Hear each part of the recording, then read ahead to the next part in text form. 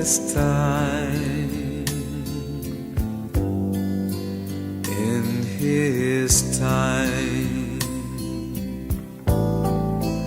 he makes all things beautiful in his time. Lord, please show me every day as you. Dzina la Tate ndi la Mwana ndi la Mzimu Woyera. Amen. Tikulandireninso abale ndi alongo mwa Ambuye la Mulungu la lero pa 17 July 2022 ndipo ndi la Mulungu la 16 pa chaka. Mawu athu oyamba la Mulungu la lero akuchokera mu buku la Genesis mutu 18 kuyambira ndime ya 1 kulekezera ndime ya 10a. Amene akutiwerengera mawu oyamba ndi Sister Ellen Kamanga, a Presentation Sisters, kuchokera ku Our Lady of Help Parish Moa mu Diocese ya Dedza. Ndipo mawu athu achiwiri akuchokera mu kalata yoyamba ya Paulo oyera yolembera Akolose mutu 1 kuyambira ndime ya 24 kulekezera ndime ya 28. Amene akutiwerengera mawu achiwiri ndi Akit Archangel, kuchokera ku Our Lady of Help Parish Moa mu Diocese ya Dedza. Ndipo uthenga wathu wabwino wa lero ukuchokera mu uthenga wa Luka mutu 10 kuyambira ndime ya 38 kulekezera ndime ya 42. Ndipo amene akutiwerengera uthenga wabwino komanso kutigawira mawu ndi Fr John Kaliwamba, kuchokera ku Our Lady of Fatima Parish Salima mu Archdiocese ya Lilongwe. Abale ndi alongo mwa Ambuye, tiyeni tikhalire limodzi.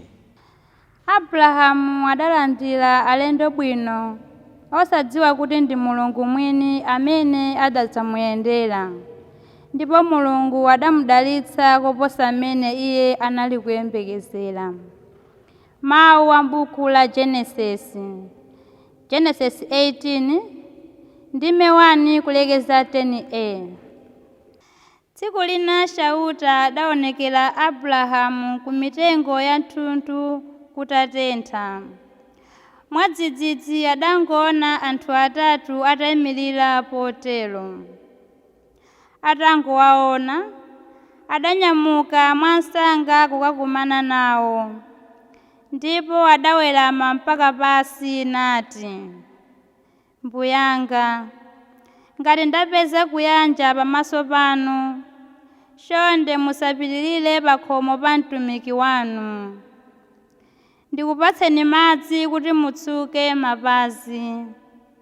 Mungathe kubapuma pa tsinde pa mtengo pano. Ine tsopano ndikatenge chakudya, kuti mukadya mupeze mphamvu zopitirizira ulendo wanu.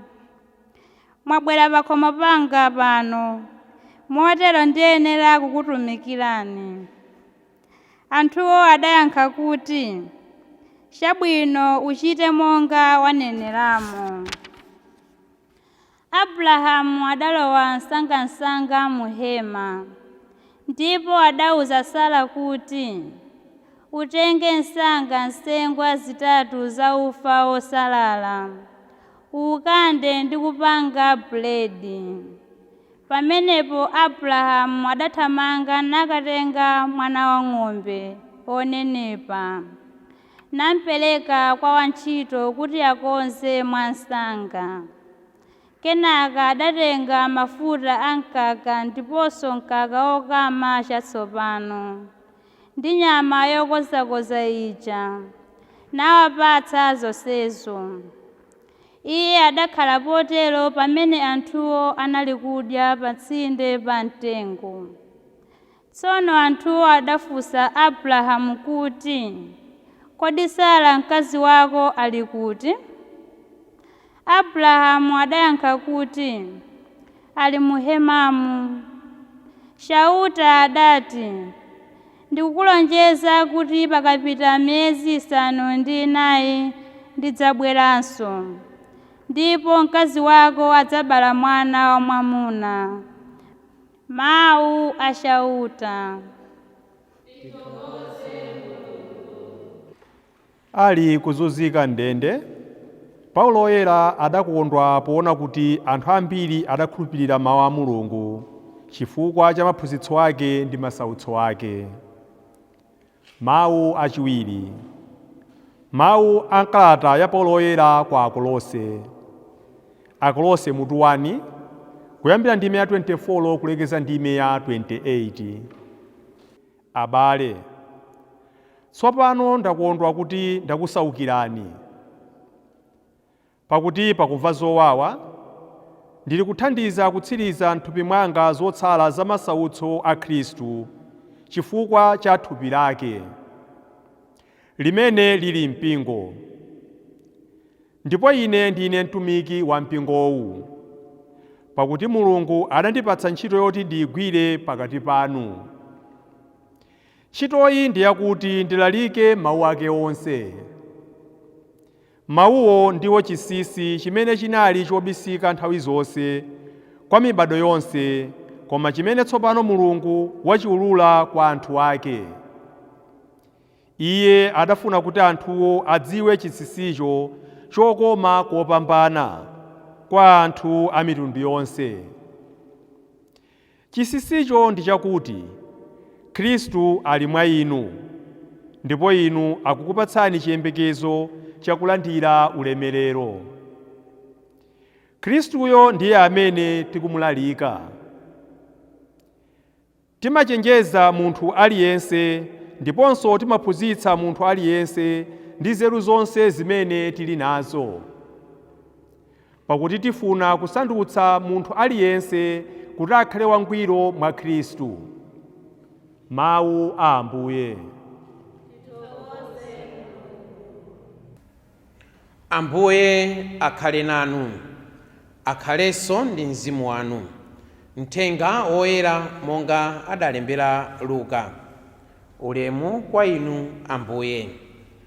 Pamene Yesu ndi ophunzira ake anali pa ulendo wawo, iye adalowa m'mudzi mwina, ndipo mkazi wina dzina lake Marita adamulandira ku nyumba kwake. Iyeyu anali ndi m'bale wake dzina lake Mariya, amene adakhala pansi ku mapazi a Ambuye namva mawu ake. Koma Marita adatangwanidwa ndi ntchito zambiri. Tsono adapita kwa Yesu nati, Ambuye, kodi simukusamala kuti m'bale wanga ali kundilekera ndekha ntchito? Muuzeni kuti adzandithandize. Ambuye adati, Marita, Marita, uli kutekeseka ndi kuvutika ndi zinthu zambiri, koma chofunika ndi chimodzi chokha. Mariya wasankhula chinthu chopambana, ndipo chimenechi wina sadzamulanda ayi. Mthenga wa Ambuye. Ulemu kwa inu Ambuye Yesu Khristu. Kwa inu makolo, makamaka inu azimayi, pakhomo pakabwera mulendo ndikukhulupirira kuti zakuchitikira nkoni, kuti kungoona mulendo wafika kungopatsana moni nthawi yomweyo mu dzina la hospitality, mu dzina lolandira bwino alendo, kungozungulira khonde, kulowa ku kitchen, kukamba kuphika kumaliza pamene paja. Kenaka zakudya zija tazibweretsa pa tebulo, timawawuza alendo aja kunena kuti tsopano tiyeni tikalandireni chakudya tisadayambe kucheza nawo nthawi imeneyi. Alendo aja kufika pa tebulo nkuona kuti pa tebulo paja mwina pali nyama ya nkhumba imene iwo sadya. Ife titawononga mphamvu zathu kukonzekera bwino lomwe kuti alendo aone kuti tawalandira, koma alendo aja sadya nyama ija. Ife titawononga mafuta athu, tomato athu, anyezi wathu kukazingira bwino kuti alendo aja aone kuti ifeyo tawalandira ndipo timatha kuphika, koma nkumva kunena kuti nyama imeneyi kuti ineyi sindidya. Kodi mavuto onsewa amabwera chifukwa chani? Mavuto onsewa amabwera chifukwa chosoweka mtima omvetsera, chifukwa chosoweka mtima ocheza ndi alendo aja pachiyambi, chifukwa chosoweka mtima ocheza nkumvetsera zimene alendo aja amakonda moyo mwawo, alendo aja abwerera moyo mwawo. Kapenanso mwina zimatha kuchitikanso kuti ife kuphikaphika alendo aja nkomatu zoti tsono ife osachedwa sitidya iyayi, chifukwa timangodzasiya uthenga wa maliro, ndiye tikwena kuti tipitirirenso tikasiyenso uthengawu kwinanso. Ife nthawi imene ndakuti tayikandira kale sima, ndiye timadandaula kodi vuto limakhala ndani? Vuto limakhala la ife chifukwa cholephera kumvetsera, chifukwa cholephera kukhala pafupi ndi alendo aja nkumvetsera kaye kuyambirira. Muthenga wathu wabwino walero mukuchitikanso zinthu zolinganako ndi zimenezi pang'ono. Ambuye Yesu ndi ophunzirawo akuti akulowa m'mudzi wina, mudzi umene sukutchulidwa, ngakhale tikudziwa kunena kuti Ambuye Yesu amati akapita kwa Marita komanso kwa Mariya, iwowa amakhala ku Betaniya, koma Luka sakutchula kunena kuti kodi mudzi umenewu ndi uti. Kodi ndi chifukwa chani Luka sakutchula mudzi umenewu? Raymond Brown amene ndi katswiri wa malemba oyera amanena kuti Luka sakutchula zadera za mudzi umene Ambuye Yesu akalowako, kufuna kuyimirira kunena kuti mudzi umenewu ungatokhala mudzi wanu, mudzi umenewu ungatokhala mudzi wanga, mudzi umenewu si wa Mariya ndi Marita okha iyayi, mudzi umenewu ungatokhala wa tonsefe. Ambuye Yesu akulowa m'mudzi mwanu, Ambuye Yesu akulowa m'moyo mwanu, Ambuye Yesu akulowa m'mudzi mwanga, Ambuye Yesu akulowa m'moyo mwanga lero. But what is the reaction of Martha and Mary? Ndipo pamene baba mpamene ifeyo notsopano tidzisankhire mbali kuti kodi timagwera kuti, kodi ndife Mariya, kodi ndife Marita? Akunena kuti Marita atangona kunena kuti Ambuye Yesu afika, akuthamangira akamba kuthamangathamanga kuwakonzera chakudya, pamene Mariya walandira Ambuye Yesu wakhala nawo ndipo akuwamvetsera.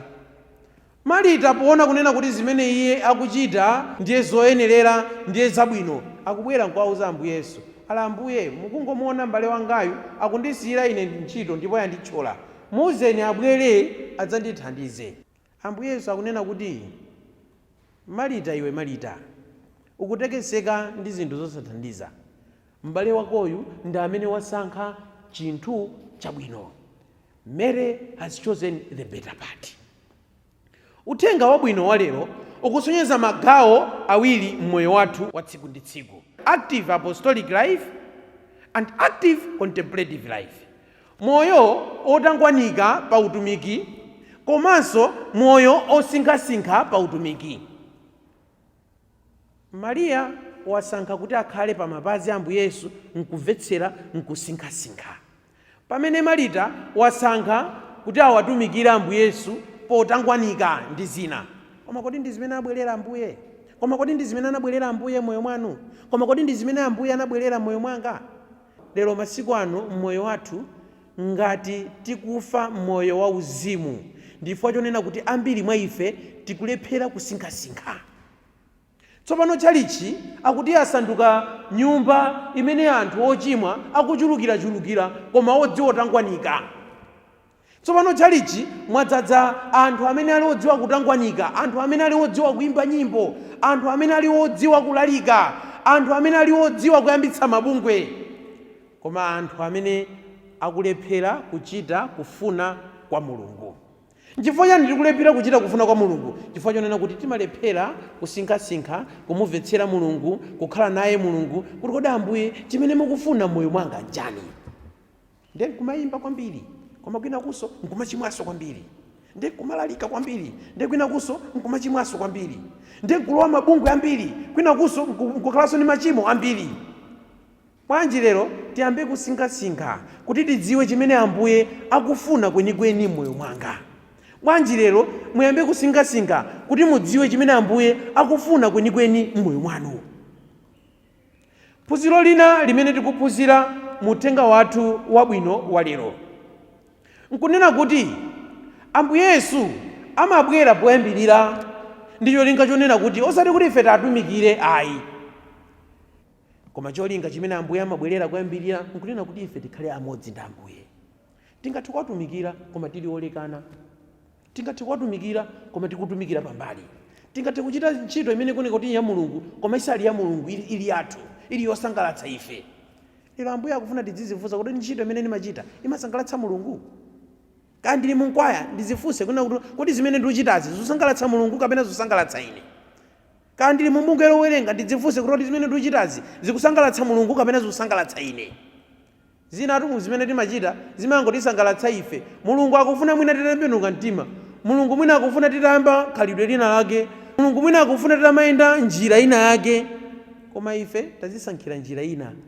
Njira imene ife tasankha kodi ndi njira imene Mulungu akufuna kuti ine ndiziyendamo? Mulungutu wamuonetsa Marita kuti Marita, iwe Marita ukutekeseka ndi zinthu zosafunikira, m'bale wakoyu ndi amene wasankha chinthu chabwino. Lero tikuyinanso kuti tipemphere kuti Ambuye mutithandize kukhala ndi mtima osinkhasinkha. Ambiri amanena kuti chipembedzo chathu ndi cholephera pang'ono, osati chifukwa choti chipembedzocho ncholephera koma chifukwa choti ife ndife olephera. Chipembedzo cha one song after the other, one rite after the other, one noise after the other, a diary of songs. Nyimbo kumangolumikizana mpaka nakwatuluka na nthawi yosinkhasinkha. Pakangokhala kazi umamumva wina akwaya nyimbo wophokoso kumeneko. Pakangokhala kazi muona ena akulenga kachifuwa amba kukhosomola. Pakangokhala kazi muona ena amba kuyendetsa mapazi. Kodi ndi liti limene mudzakhale chete? Kodi ndi liti limene lidzakhale chete kumumvetsera Mulungu zimene akufuna moyo mwanga, kumumvetsera Mulungu zimene akufuna moyo mwanu? China chimene tikuphunzira mawu athu oyamba amene akuchokera mu buku la Genesis kapena kuti buku la chiyambi. Abrahamu akulandira angelo, ndipo pambuyo pakulandira angelo akuwasamalira bwino. Pambuyo pakusamalidwa bwino akumusiyira madalitso ndipo akupita. Madalitso awa ndi amene anamuyenereza Abrahamu tsopano kuti akhale ndi mwana ndi mkazi wake, amene adakhala zaka zambiri mpaka na mukalamba wawo opanda mwana. Koma tusamadziwa alendowa kuti kodi ndi ndani, koma tusamadziwa kuti alendowa kuti achokera kuti, koma tusamadziwa status ya alendo amenewa, identity ya alendo amenewa. Lero tikamati ntchito zachifundo, ambiri mwa ife tikamapanga ntchito zachifundo timapanga ntchito zachifundo kwa iwo okha amene tikuwadziwa. Tangoganizani, kama mwapita ku field mukamabwerako mukagula kabichi, mmawapatsana kuti akawapatse anthu ena. Ndi ndani amene mmawauza kuti akawapatse? Amakhala anthu amene mukuwadziwa, mmadumpha makomo ena amene simuchokera nawo khomo limodzi. Nkupita khomo lina limene tunena kuti ni wakwathu uyu, timachokera limodzi ukawapatsa. Mulungu adzatidalitsa ife, osati chifukwa chonoti tathandiza munthu amene tikumudziwa, koma tathandiza munthu amene akufunika chithandizo. Mulungu adzakudalitsani inu moyo mwanu, osati kuti mwathandiza munthu amene muchokera naye dera limodzi, koma mwathandiza munthu amene akuchisowa chithandizocho. Abrahamutu akulandira madalitso othandiza anthu osawadziwa. Nanunsotu mungatokhala munthu odalitsika pothandiza munthu, osati chifukwa chonoti ndikumudziwa kumene akuchokera, osati kuti ndikumudziwa dzina lake, osati ndikudziwa kumene iye amakhala, koma chifukwa chakuti ndikudziwa kuti iyeyo akusowa chithandizo chake, chifukwa chakuti ndikudziwa kuti iyeyo akusowa chithandizo changa. Pomuthandiza iyeyo nafenso tidzathandizidwa, pomuthandiza iyeyo ndipo nafenso tidzadalitsidwa. Amen. In your time, you make all things beautiful. In your time,